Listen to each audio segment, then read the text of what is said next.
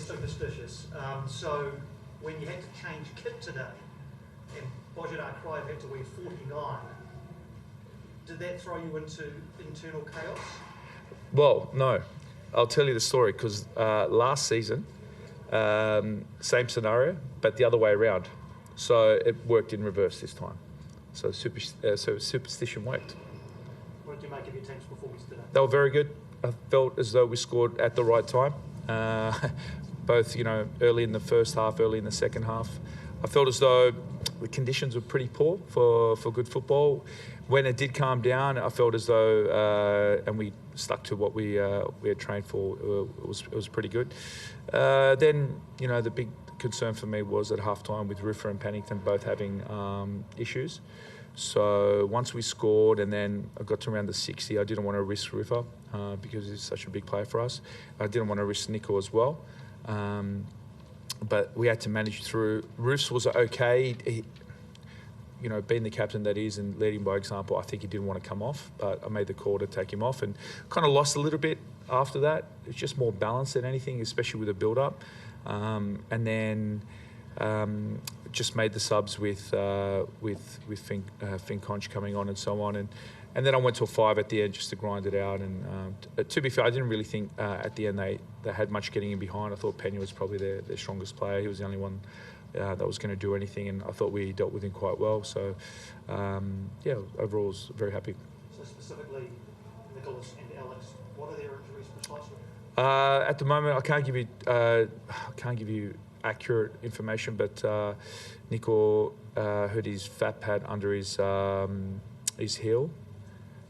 So I think there's a bit of bruising on the bone and on the fat pad, and Roof's more, I think, copped a hit to the ankle.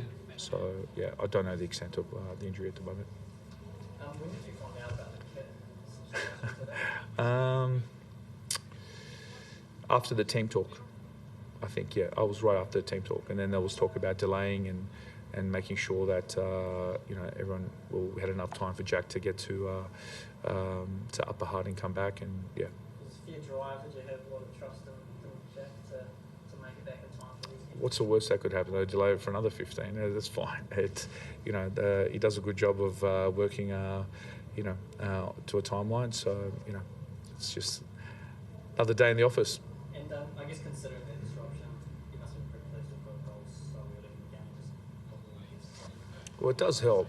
I think sometimes it's to our own detriment, where if we score early, sometimes we kind of, not that we lose focus, but sometimes we go away from executing the game plan because we've scored. And I think we need to mature a little bit more in that respect.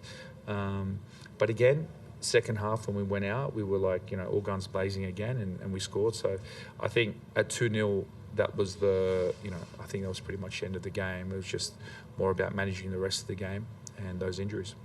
The phantom chance of getting in the league, about 10 months to go.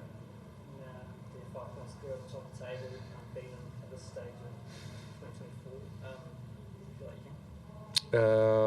I'll answer that in May, towards the end of May. I'm not looking that far ahead. We set our own targets now within the group internally. I think it's realistic targets, and we're gonna try and apply ourselves to those goals. I'm not going to tell you what they are, but I think it's there's a sense of realism we can get those targets now. But again, winning the competition, there are so many variables, not only long term but short term. It's making sure that you have a fit squad, making sure you have cohesion, making sure that the group harmony is good, well and alive, the culture is good. So there's a lot of things that factor in, and sometimes it can just be even a little bit of luck. You go on a run, or you get a bad referee call, or whatever it is, and then that can change momentum very, very quickly. But the one thing that we can control is our performances week in, week out. And that's what we stick to. And if we get to May and we get to that last game, the boys deserve it. And if they don't, they still deserve all the applause they're getting at the moment. On the targets, obviously you're not speaking now because they're yours. But are you saying you set some pre-season and changed them now? Yeah. So the thing is that we've always taken this the mindset that it's not an underdog mindset, but it's more to do with the fact that everyone wrote us off that, we had something to prove. And it wasn't that we said that we're going to go and win the league. That wasn't the objective. We want to win the league. That's a given. But it was more about putting some respect into the shirt and making sure people respect the team. And then that was the short and long term goal. And it was just literally on the performance week in, week out, and what we can control. And I feel as though even sometimes where we've played not to the best with the ball, we've defended quite well, resolute, and we just stick to that, and we feel like that's a really good formula. But now that we're in a really good position, we spoke after the Newcastle Jets game. We sat down, I mapped out a couple of scenarios for them, and they all bought into it, and they said, okay, that's target number one. So we're on track at the moment. Interesting to say, with respect on the shirt amongst the competition, I wonder if, it's high time this club got a bit more respect from the New Zealand media. I mean, if an All Black sneeze, you'd be bumped off the back page, they're the biggest kick tank town. You're actually on top of an Australian-New Zealand sporting competition, and there's not as much written or said or put to wear about the Phoenix. Would you like to see it more? I always love more exposure for what the boys are doing. I think they deserve it. They merit it.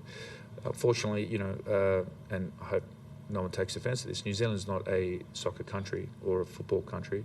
It's a rugby union predominantly, and the mainstream media would be concerned with the performance of, if the All Blacks do well, and so it should be, right?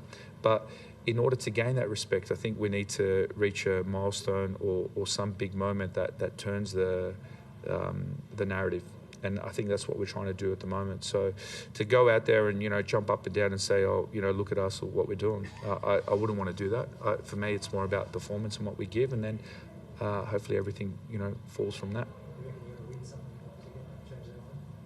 I think it's more the performance than anything, and going to a game and knowing that you've got 11 guys that are all killing each other, all killing for each other, and playing a good brand of football, and even when they're not playing well with the ball, that they're defending well, and it means something to watch a game. So I think fans resonate with that. I think that's really important. It's always been about football's always been about the fans, and I think our fans this year are appreciating what we're doing. Can I just one last one on the kids? What happened in reverse last year? Who were you playing? You remember? Western United. Oh, really? And we lost 3-2. Right. Same scenario. How did that work though? They had to change? Yeah. Yeah, it was the other way around. So we lost. Yeah. So it was bad luck. We should stop killing them for bringing on kids. Yeah, that's right. It's all square. Yeah. Houston Sellis has arrived, Chief. Training, I think, with the team yesterday. Yeah. You're confident he'll be okay to jump on the plane from Macarthur next week? Yeah, well, that's the plan. So I think this week he'll be integrated into full team training. He's done very well with the testing. He's done actually quite well. So that's really buoyed by that. And I think he's already started to mix with the group quite well. There's a couple of guys that speak Spanish in the group, so it helps.